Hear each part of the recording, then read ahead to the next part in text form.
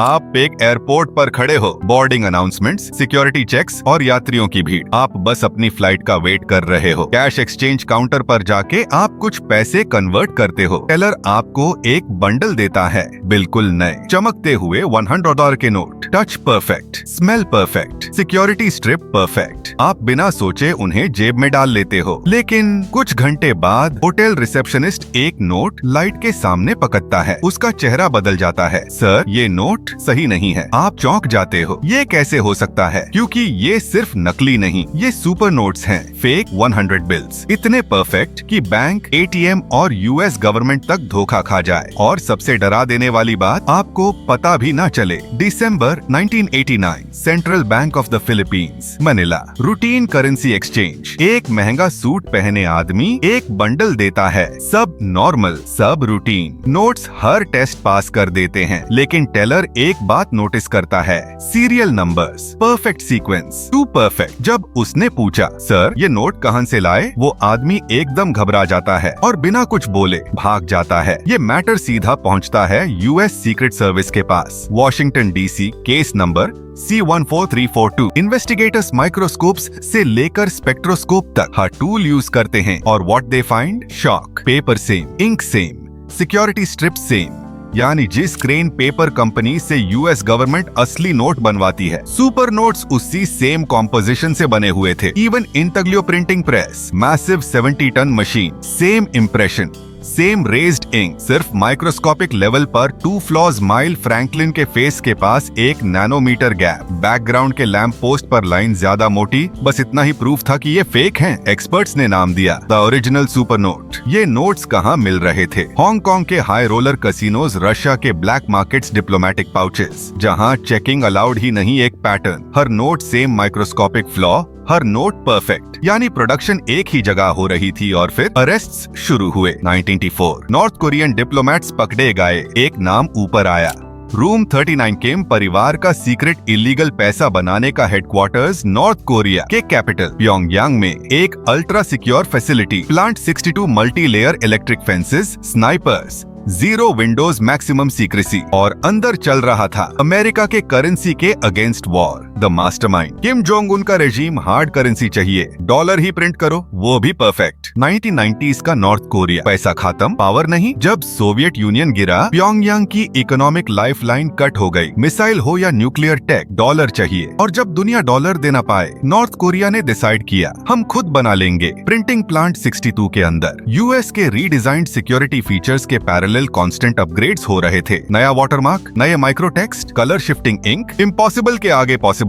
और ये सब हो रहा था इंटेलिजेंस सर्वेलेंस के बिल्कुल सामने से। सुपर नोट्स परफेक्ट क्यों थे? क्योंकि नॉर्थ कोरिया के पास थी industrial level US dollar printing technology. लेकिन जीनियस ट्विस्ट, सुपर नोट्स में इंटेंशनली माइक्रो फ्लॉज डाले गए थे, ताकि अगर दुनिया में कोई उनके नकली नोट्स को भी नकली बनाए तो नॉर्थ कोरिया उन्हें पकड़ सके। Fake counterfeits of their fake dollars. Let that sink in. 96, US treasury redesigns 100 मॉर्टर्ड बिलिंग। फ्रैंकलिन का फेस बढ़ा, security thread moved, ink formula updated, एक साफ संदेश, we know what you are doing. लेकिन सिर्फ 2 साल बाद लंदन की एक बैंक ने देखा बिग हेड फ्रैंकलिन का सुपर नोट। यूएस शॉक्ड, कैसे पॉसिबल है? स्विस इंक मैन्युफैक्चरर के सीक्रेट फॉर्मूला समहाउ प्लांट 62 के पास पहुंच गया। यूएस ने डिसाइड किया, सिर्फ टेक्नोलॉजी से यह नहीं रुकेगा। शुरू होती है operation royal charm. FBI undercover agents corrupt smugglers ban कर अटलांटिक सिटी के लग्जरी यॉट पर fake wedding setup, champagne music और फिर handcuffs. Smugglers shocked, network crack हो गया।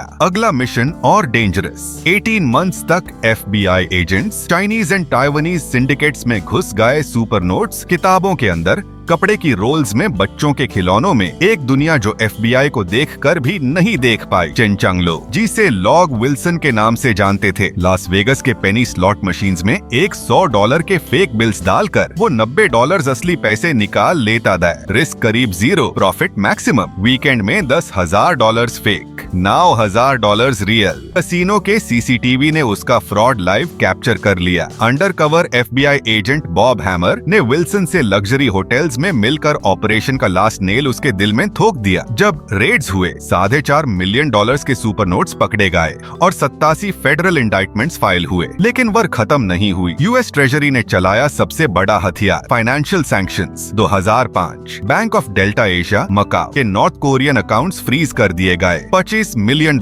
लॉक। ये सिर्फ पैसा नहीं था, ये उनकी पूरी जासूसी और डिप्लोमेसी का बजट था। रेजिम पैनिक में आ गया, डिप्लोमेट्स की सैलरीज रुक गई, इंटरनेशनल ट्रेड पर ब्रेक लग गई। डॉलर, जिस वेपन से नॉर्थ कोरिया ने यूएस को हिट किया था, वही वेपन उनके खिलाफ टर्न हो गया। यूएस वर्स नॉर्थ कोरिया के बीच ये मनी वॉर रुकने का नाम नहीं ले रही थी। जब भी यूएस नए सिक्योरिटी फीचर्स लाता, नॉर्थ कोरिया उन्हें और तेज कॉपी कर लेता। एक ही सवाल बाकी रहा, आज के नए $100 के बिल्स कितने सेफ हैं? क्योंकि सुपर नोट ऑपरेशन कभी ऑफिशियली बंद अनाउंस नहीं हुआ और शायद आज भी आपकी जेब में पड़ा कोई नोट प्लांट 62 से प्रिंट हुआ हो। आज हम जब भी $100 का बिल देखते हैं, हम उसकी सिक्योरिटी स्ट्रिप को लाइट में चेक करते हैं, वाटरमार्क को ध्यान से देखते हैं और सिक्योरिटी थ्रेड को फील करते हैं। लेकिन एक बात कोई नहीं जानता, हर एक फीचर के पीछे एक वॉर स्टोरी छुपी होती है। जमीन पर फ्रंट लाइंस ही नहीं, बैंक नोट्स पर भी वॉर लड़ी जाती है। नॉर्थ कोरिया का सुपर नोट प्रोग्राम ऑफिशियली कभी बंद नहीं हुआ। ऑपरेशन प्लांट 62 आज भी मिलिट्री पेरीमीटर के अंदर मौजूद हो सकता है। Snipers active, cameras running, ink machine silent लेकिन रेडी। सवाल ये है, कब फिर से एक्टिवेट होगा? एक्सपर्ट्स कहते हैं, अगर नॉर्थ कोरिया ने नए $100 के बिल्स को रिवर्स इंजीनियर कर लिया, तो सोचिए एक ऐसी दुनिया जहां ग्लोबल इकोनॉमी का ट्रस्ट कोलैप्स हो जाए। अमेरिका की ताकत सिर्फ मिलिट्री में नहीं, उसके डॉलर पर दुनिया का ट्रस्ट में भी है। अगर करेंसी पर ट्रस्ट टूट गया, तो कोई भी सुपर पावर गिर सकता है और शायद वही प्लान था। यूनाइटेड स्टेट्स और एलाइज ने रूम 39 और उसके लिंक्ड बैंक्स के खिलाफ सैंक्शंस लगाए। 2010 में बैंको डेल्टा एशिया